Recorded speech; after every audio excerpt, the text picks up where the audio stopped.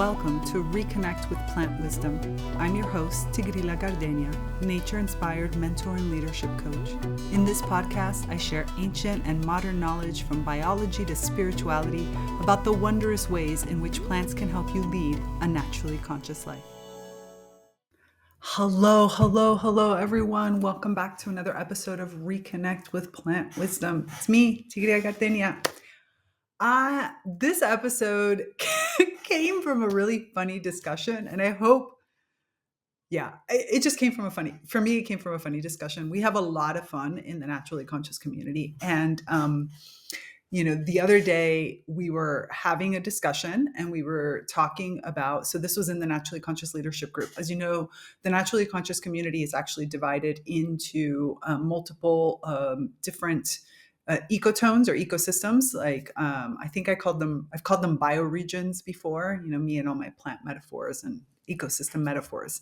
And so each one of them kind of layers on top of the other. So you have kind of Sprout Central, which is, we call ourselves sprouts inside of the NCC. And there's a whole mythology and story around the idea of us being sprouts, which you can find when you join the Naturally Conscious community. So we have our sprouts. And then so Sprout Central is the main one. Then you have seedling sprouts and then blooming sprouts and then flourishing sprouts. Inside of flourishing sprouts, which is the top tier that has everything in it, is the Naturally Conscious Leadership Group. And so members of the Naturally Conscious Leadership Group, say that 3 times fast, are people who have worked with me privately one-on-one before. So everyone inside of NCLG has at some point been a one-on-one mentee. And so I know these people very well. And after all these years now that we've been in there together, we have some really great discussions. And so the other day we were talking about the value of NCC, of why is it that especially this group comes back over and over again, year after year. What is it about all of the different activities that we do in NCC that makes them so valuable? And one of the people in the group mentioned the idea that NCC makes peopling easy. And we just started to crack up because this idea of peopling. So this is episode 50, and episode 50 is really all about life support for peopling with human and plant persons. Because that was exactly how she put it. She's like, NCC is life support for peopling. And we had to, of course, ask her what you mean. What is peopling? So this all came from and stemmed from a question that I was asking about creating intimacy online. So as you know, living in Damanhur, I get to participate and be a part of a community that started off here in Italy. And I actually live in Italy in what's called the first city, the capital of Damanhur in general. But Damanhur has exploded over the last few years, especially, and it's expanded all over the world. We have initiates in almost right now in every continent, I can even say, because one of our initiates is currently traveling on an Arctic sea vessel, and she's going from one pole to the other. So she is in Antarctica, I think, in this particular moment, because we just got a video from her the other day. So we have initiates basically everywhere. We have communities that are sprouting up in Japan. There is an officially recognized community now, like a community of Damanhur there. And there are ritual circles all around the world. It's amazing. It's amazing to see this growth. But one of the things that, of course, has happened, especially during, the pandemic and then to today, is that so much of our stuff has moved online. And for a community that was born around the idea of living together, sharing space together, of being together, the shift to the online world has been definitely challenging. And I have the incredible privilege of being one of the people that gets called on to facilitate some of our bigger meetings when they have to be interactive. So we meet in what's called Meted Action, which is our initiatic path, on a regular basis. And then there are some of those meetings that get done in outside of the traditional format. And maybe also there's other bodies of Damanhur, like the Game of Life or the International Circle, where they're looking to create much more dynamic events and experiences so that we can learn together in different ways. And I have the incredible privilege of getting called in to facilitate these types of things, because obviously the online space is my space. Like, I love the online space.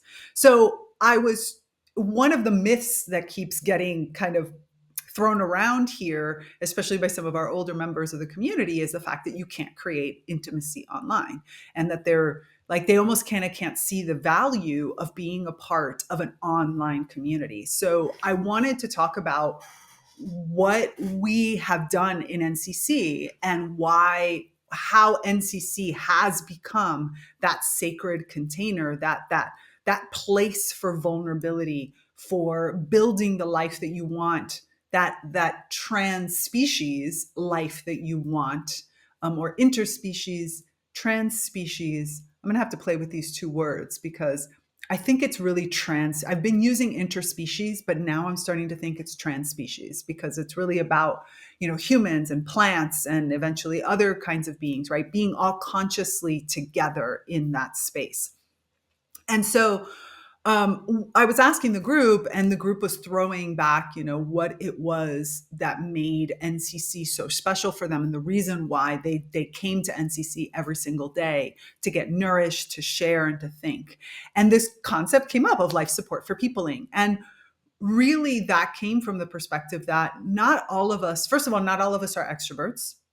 Like, I'm actually an introverted extrovert. I process extrovertedly, but I have to have a lot of downtime. I'm a sensitive person, highly sensitive person. I'm a multi-potentialite. I have to have my moments of like in the spotlight and then retreat. And I'll spend 4 days without talking to anybody, just hiding in my home and doing my own thing. I'm a Taurus. I love my home. My home is my safe space, and I make it very cozy, and it's filled with art, and it inspires me, and all these types of things.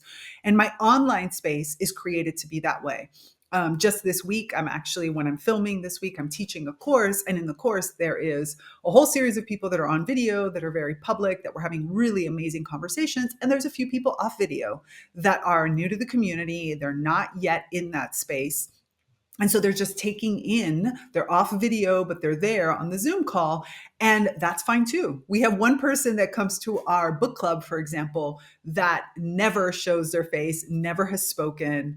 They write every blue moon, and that's fine, because it's a person who, that's the way that they've chosen to accept it.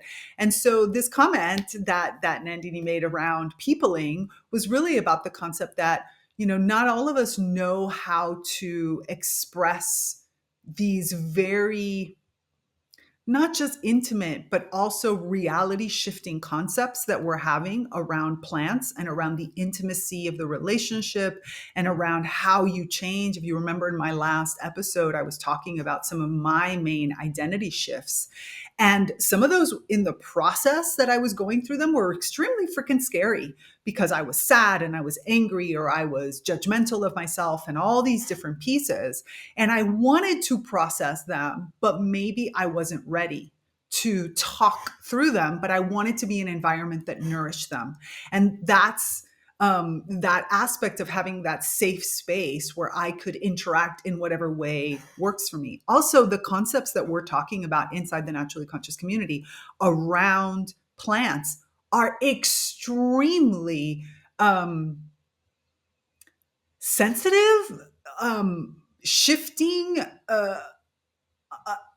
Some of them we don't even know. Like, we don't actually know what a real, complete, holistic relationship with plants look like in many different areas of our lives. We might know it from the perspective of, I go into a forest and it's a natural, pristine forest, and I go and I commune and I allow myself to be in my vegetal state and I meld in with the plants. Maybe that part we sort of now start to understand, that there's communication to be had, there's experiences, there's learning as mentors and models and partners, all of that.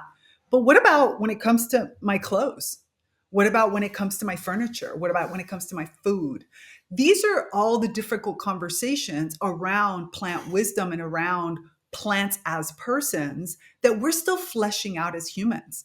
We're going to make a lot of mistakes. We have to step inside of ourselves. Remember, I said last episode, right? Radical honesty of, I actually don't know. Not only that, even if I am in the middle of my plant reawakening, I still am going to make mistakes. There's going to be products I buy that a plant was needlessly killed, or killed in a way that was unethical, if I really think about it, or was raised in a farm-like environment in the negative connotation of that, or an industrial environment that wasn't the true expression of that plant. Or I'm going to have plants in my home that I overwater and kill. Like, there are things that are going to happen. And we're not perfect, nor do we actually know what a true relationship at 100, at 360 degrees with plants, what does that look like? We don't know this yet. And so peopling is not just human peopling. When she was saying life support for peopling, she wasn't talking only about human peopling, although that's a part of it, because we're transforming, we're looking at our limiting beliefs, we're trying to understand who we are in this multi-layered, multi-dimensional, trans-species world. We're trying to develop a relationship with other kin in a way that is respectful and that is in partnership. And we don't even have the vocabulary for any of this yet. So we need spaces where we can explore using different avenues in order to get that. Not everyone can actually transform or evolve in the moment that their eyes, like, people are looking at them. Sometimes you need to first go inward, but you need that stimulus, right? Those mirrors. I've talked about that multiple times. The idea that you have mirrors that are from all kinds of different perspectives, human mirrors and plant mirrors and probably animal mirrors and all these different perspectives.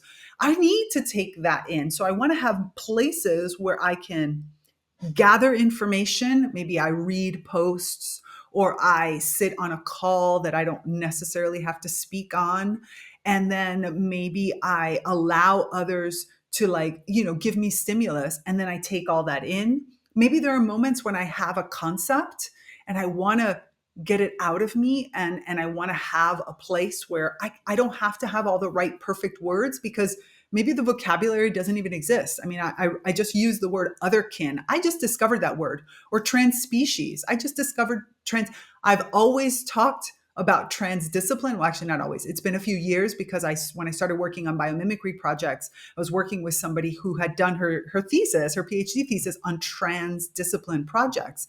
And I learned the difference between interdisciplined or multidisciplined versus transdisciplined. And I was like, ooh, that's such an opening that feels so much more accepting and inclusive, and giving space to people's individual perspectives and their talents, and letting each person kind of show themselves in the way they are. I hadn't thought about it in the sense of species, trans species groups. I had thought about it as interspecies mixing, but trans species means I can give each species their own space, their own way of being, and include them as part of the project. Or other kin, rather than the more than human world, like even just kin and ki as, pronouns for plants. All of this is an experiment, a testing, a stretching out boundaries. And we need places where we can have these conversations without worrying about whether or not somebody else is going to be offended or is going to think about it in a negative light. This is a place of experimentation. And so when I created NCC, that was really for experimentation and exploration, and bringing in different data sources like the book club, or creating some mini courses for us to work through, or having really in-depth courses like ReConnect with the Plant Kingdom, that you could bring that data in and then, like, let it simmer inside of you, and still have a place where you could share your ideas, your thoughts, your experiences at your own pace. And live events, so that you could really create an intimate group of people. So even though we're on these calls, and many of us have never met in person, although that's quickly changing, because now, as we get to know each other more and more, we want to meet up And so, but to have these spaces of interaction are extremely important. If you're here, if you're listening to this or watching this, you've probably noticed that as humans, we've strayed off the path. Let's just be honest, right? We have totally strayed off the path. We have forgotten our innate ability to to confidently deal with constantly changing conditions, right? The world is full of constantly changing conditions. And instead, we keep relying on outdated limiting beliefs that are hiding all of our talents because we have these conditioned rules of how to human, of how to be a person. And we are looking to now change that. And we need places where I can be with others that are also looking to change this, and where I don't have to worry about being judged, or I don't have to be worried about telling me that's absolutely right or that's absolutely wrong, because honestly, none of us know. I could have a conversation with a plant today that lives in my general area and get a response that is very localized to that plant's experiences and where I am. Now, that experience has multiple generations. That experience might connect through to the overall network that is, Plant King home, but that doesn't mean that there aren't localized experiences that the plant might relate to me, that therefore if I share with somebody else, the plant that they're working with might say, no, that doesn't work for me. And that's great. We want to share those experiences back and forth. I'm not going to tell that person that their plant is wrong, like they're not going to tell me the plant I'm working with is wrong. We now have another channel to be able to confront, to share, to process back and forth, to look at the differences, compare and contrast, and have those places to extract the actual lessons of plant wisdom, to really learn from all of the natural world. So I felt we needed a place, to a safe space. I live in community, but it's also a spiritual community, so a sacred space. And I do my best to create that sacred container to explore alternative ways of thinking and creating as being of nature. Not just looking to nature for guidance like biomimicry does, which is great. By the way, I love biomimicry, or bio-inspired design, or plant-inspired design, or herbalism, or all these types of different disciplines are wonderful ways to connect. But once you start to reawaken to the idea that you're a being of nature, your whole life starts to shift. And so, therefore, you need an environment that's ripe with creativity and connections, because none of this is going to come through the traditional human logic, right? Sure, I'm going to get insights here and there, but I also am going to see all these other things. So, I wanted to explore this trans speciesness in partnerships that, honestly, we've just lost them because of human exceptionalism, right? If I put myself at the center of everything, then I never get to see the richness of the whole. I need a place where I can see other center points, whether it's another human, and whether or not I can see it from the perspective of a plant, or maybe it's the animal that came into the environment.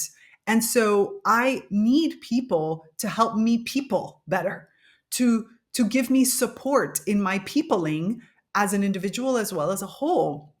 And this is really what the Naturally Conscious community was founded for.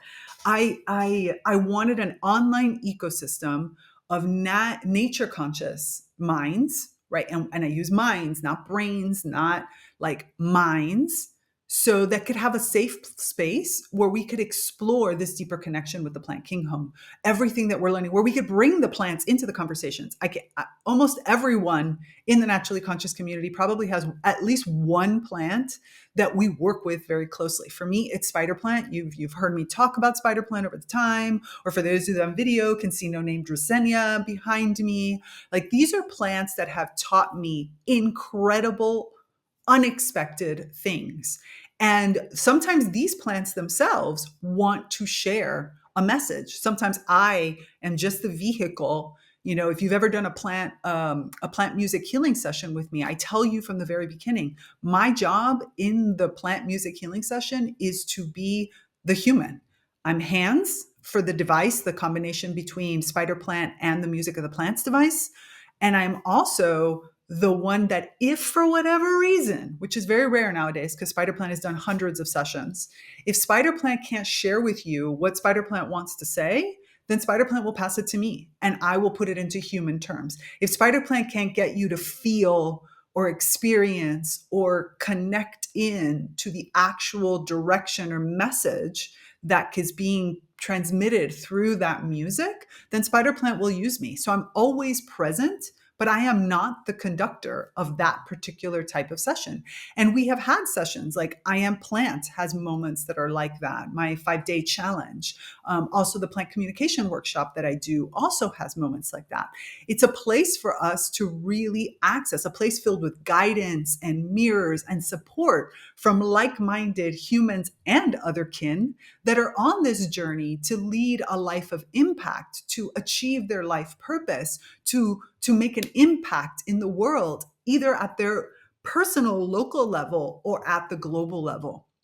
So I really want, I continuously pour all my energy into the naturally conscious community as a place where you can get access to broad-reaching research. I every Friday when I do the live plant consciousness commentary, I scour for all of the latest research and thinking and application of the know-how that's coming directly from science and arts and spirituality. And I try to bring that all directly. What is it that the Plant Kin Home is looking for us to learn in this particular moment? And what is the wisdom from there that will expand our human consciousness? How do we exercise our creativity? How do we use that alternative way of experiencing the world through emotions, through the arts, through movement, through all these different mechanisms that allow us to more easily lean into alternative ways of thinking, right? Because when we get to experiment with all these different forms, we can bring into being new designs and new ways of looking at this multi-species paradigm that we are now created, where the human gets taken out of the center space and the human then allows themselves to be a part of nature, to be a being in nature, but to also observe nature and to learn from nature, right? I get to act on nature, I get to observe nature, but I also get to be nature. And creativity, I feel, and emotions are the mechanism for us to be able to step into that before our human logic and our conditioned mind tries to block the access to it. I also want, more than anything, a place for free discussion. And this, whenever I see this happening, whenever I'm in a call, like yesterday I was in a call and I actually left the call early because I had to go and the group wanted to stay and keep discussing what they were experiencing. And I thought it was beautiful. I made somebody else the host and I allowed them to continue on in that call because it's extremely important for others, for you to share your ideas and test what you're thinking with humans as well as with other kin, right? To build on the collective experiences that we're all having. The other day in Damanhur in January, we did a really important magical operation. And at the end of these major operations, we have an entire group of dreamers. One day I can tell you about this in detail, ask me about it. But basically, dreaming at Damanhur is one of the most important mechanisms for us to understand what is happening. And so we have a whole group of there's almost 50 dreamers of different types. And specifically, there's one small group that analyzes and collects dreams. Because when you dream one thing personally, it means something for your life for sure. But when 50 or 100 people dream something very similar, that means that there's something happening at the collective level, and it's amazingly powerful. So after our operations, all of our magical operations, we collect all of the dreams for the following days in order to see patterns. And it was beautiful. Our dreamers are very analytical. They had this giant spreadsheet with all of these major symbols and different elements of dreams, and then they would check them off based on. So what they would do is like put the name of the person, have as the row, and then then they had the columns of all these different elements, colors, specific animals or plants, or are you seeing, is it time? Is there a transport vehicle? There's all kinds of different things that you can look for in a dream. And then at the end, they had the dream itself so that they could always refer back to the dream. And they had this big spreadsheet of all of these different elements.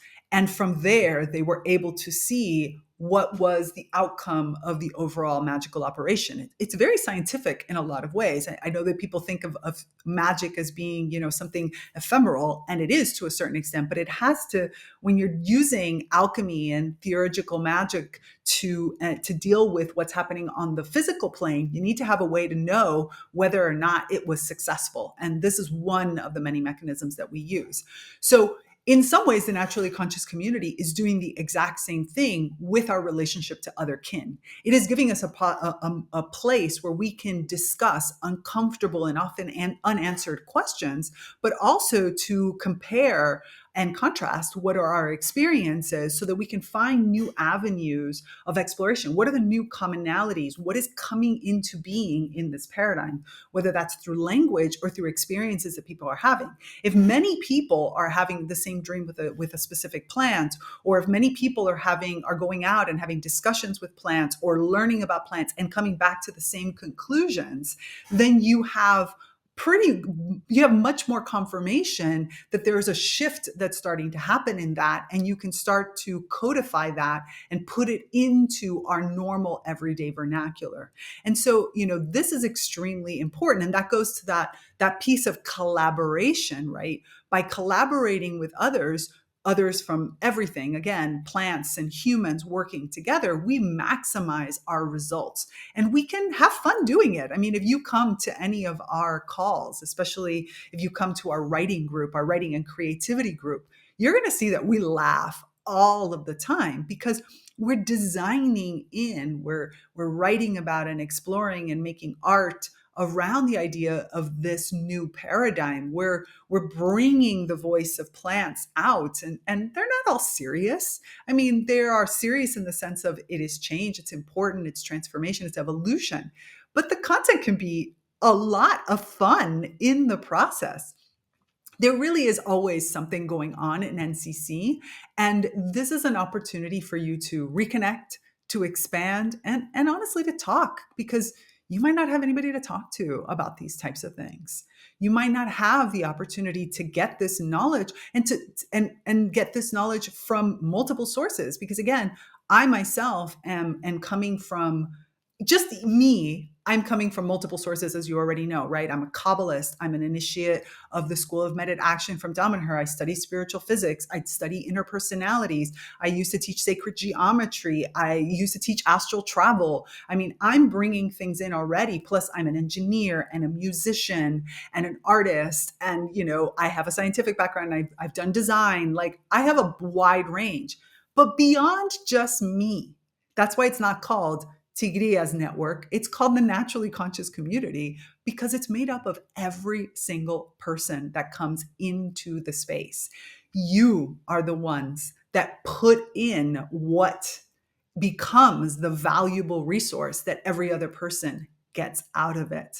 So there's always something going on. And if you really want to blossom with us, I would love for you to join the Naturally Conscious Community. All the details are in the show notes, because what I want to see is a ripple effect that begins with you dropping your seed into this extremely nourishing potting soil, as you might call it, and then to see what sprouts. And that's exactly what we call ourselves, NCC Sprouts, because a sprout can be the initial growth, but a sprout is any time you grow or expand or evolve a little bit more. And so we are sprouts for that reason. And we desperately, not just need, we really want your impact, your insight in order for us to evolve faster. So I hope that you will join us in the Naturally Conscious Community and that you will add your experience and your voice to the mix.